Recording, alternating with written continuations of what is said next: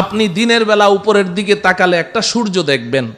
এই সূর্যটা আকারে আকৃতিতে দেখতে মনে হয় যেন একটা ভাতের প্লেটের সমান, তাই না? আসলে কি এত ছোট না? বিজ্ঞান আমাদেরকে ধারণা দিয়েছে যে এই সূর্যটা এই পৃথিবী বড় 13 লক্ষ গুণ বড়। এই পৃথিবীর সাথে আরো 13 লক্ষটা পৃথিবী এই সমান জোড়া লাগান, যত বড় হবে সূর্যটা এত বড়। সুবহানাল্লাহ বলে। প্রশ্ন হলো, এত বিশাল সূর্য দেখা যায় এত ছোট একটা ভাতের থালার সমান, ঘটনা কি? এত ছোট কেন দেখা যায় বলেন তো? অনেক উপরে, বলেন অনেক উপরে। প্রশ্ন হলো সূর্যটা কত উপরে আছে? বিজ্ঞান আমাদেরকে ধারণা দিয়েছে যে এই সূর্যটা এই জমিন থেকে 9,30,00,000 মাইল উপরে আছে। সুবহানাল্লাহ বলেন। কত উপরে বলেন? 9,30,00,000 মাইল। মুখে তো বলে ফেললাম, কল্পনা করা যায়?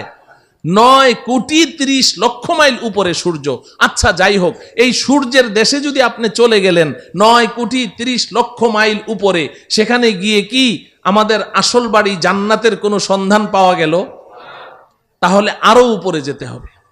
যেহেতু আল্লাহ বলেছেন উপরে আছে, তাহলে উপরে আরো উপরে যেতে হবে। চলেন উপরে যাই। সন্ধ্যাবেলা আপনি উপরের দিকে তাকান, দেখবেন যে মিটমিট করে জ্বলছে জোনাকি পোকার মতো। এগুলো কি? তারা।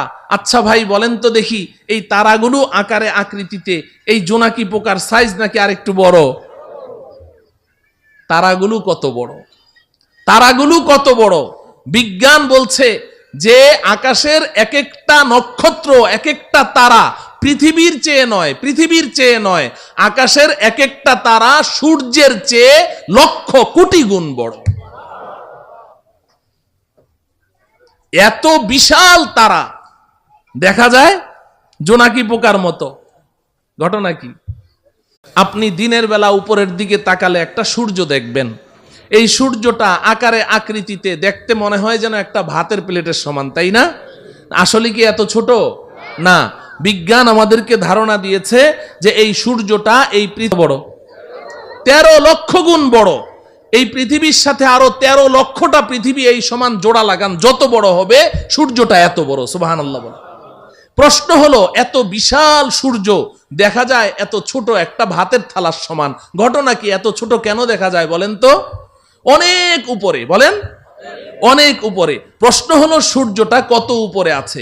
বিজ্ঞান আমাদেরকে ধারণা দিয়েছে যে এই সূর্যটা এই জমিন থেকে 9,30,00,000 মাইল উপরে আছে। সুবহানাল্লাহ বলেন।